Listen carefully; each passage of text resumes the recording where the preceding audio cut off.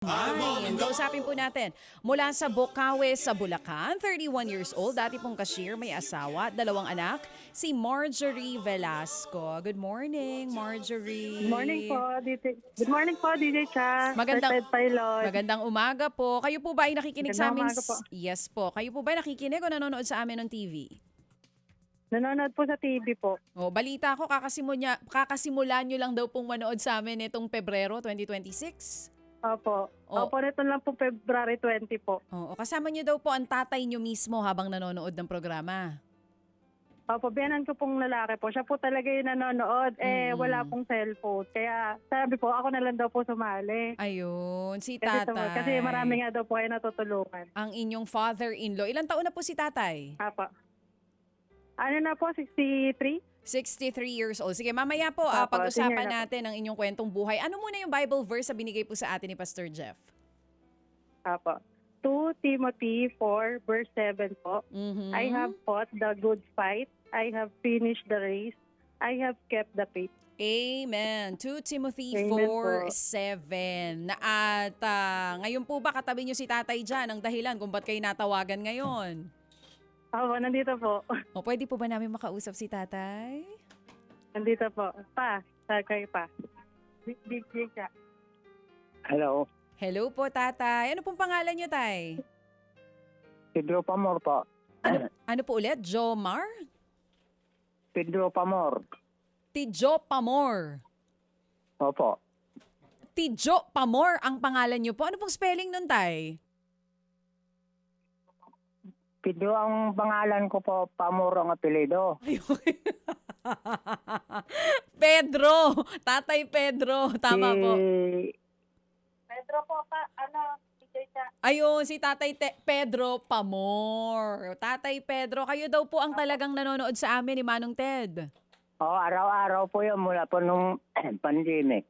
Simula pa nung 2020. Matagal nyo na po bang pinapasali? Ito po inyong daughter-in-law na si Marjorie?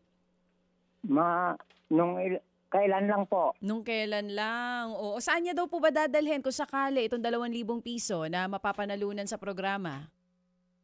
Ay, pang ano daw niya ng eskwela, ng eskwela ng mga anak niya. Sa mga apo nyo po. Opo. O si nanay po ba kasama nyo rin dyan sa bahay? Wala po, nasa Valenzuela, may kawayan. Bakit po hiwalay si nanay sa inyo, tatay? Hindi, siya nagtatrabaho eh. Ah, okay. O may maintenance na po ba kayo, tatay? Ay, yung yung yung sa mata, sa naoperahan yung mata ko, yung gamot, anong gamot yun? Anong gamot yun, Nicole?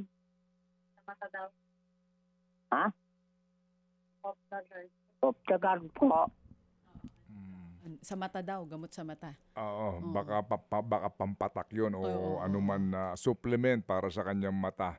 Ano po yung tablitas, yung sige. tablet?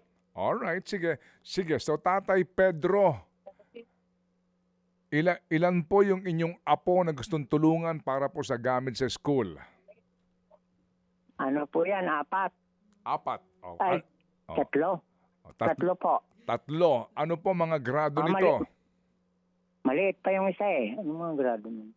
Ano po si Grito po. Siya na lang po ang mga... Ito na, pinasa na sa kanyang Hello po. daughter-in-law. Okay, sige. Okay, ito Hello yung... po, DJ Cha. Oo. Alright. Ilang bata ang bibilhan ng gamit sa school?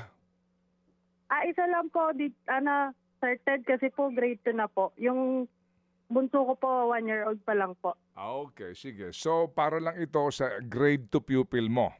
Okay? Apo, 2 lang po anak ko po. O sige, so 2,000 piso ang aming papadala sa iyo, pambili mo ng gamit sa school nitong iyong panganay. Anong pangalan Apo. niya? Jalia po. Delia? Jalia po. Jalia. Jalia Pamor. Tama? Ayala po ang apelido niya po.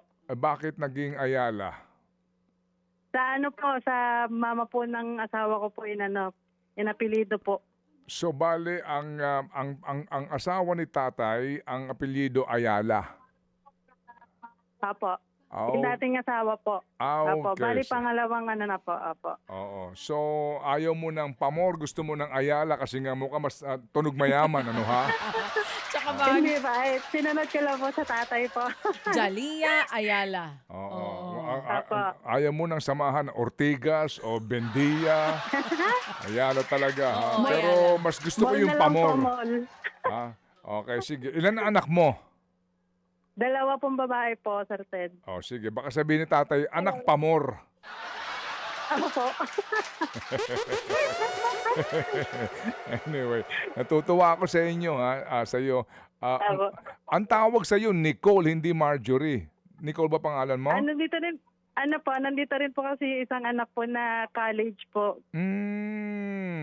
Apo. Anak nino yon. Anak po ni Papa, kapatid po ng asawa ko po, nandito po. Okay. So, saan nag-aaral yon? Sa Yanga po, nursing student po. Alright. Siya ba scholar o paano? Sino nagpapaaral sa kanya? Tinatawid lang po nung nanay, hindi po siya scholar. Tinatawid ng asawa ni tatay. Opo. Siya Okay. lang po ang nagtatrabaho. Okay. O sige, anyway, so ang hirit nga naman itong si tatay ay para sa iyong mga anak. O sige, magpapadala kami ngayon. Ito muna, simula lang ito, 2,000 piso. Manggagaling ito sa ating kay Happy Daddy at kay Happy Kay. Abangan mo yung tawag ng aming staff. Pasalamat ka sa kanila. Opo. Thank you po, Sir Ted. DJ Cha, tsaka po sa mga Happy Anonymous po na lagi pong bukas para po tumulong po sa amin. Oh, sige. Yung nag-aaral ng nursing, kung sakasakali, magparamdam kayo sa amin, ha? Kung sakasakali lang naman. Opo. Okay. Salamat na Sige marami po. sa inyo. Thank you. At kay Thank tatay. you po. Mga kapatid, patuloy po kayong tumutok sa 105.9 True FM para sa totoong balita, impormasyon, music, and entertainment. Mag-subscribe sa aming YouTube channel at podcast at sundan nyo kami sa Facebook, Instagram, X at TikTok sa True Network PH. Bisitahin din po ang aming official website, truefm.ph. At panoorin din kami sa True TV Signal, Channel 19. Kami po ang 105.9 True FM. Laging true sa'yo, kapatid.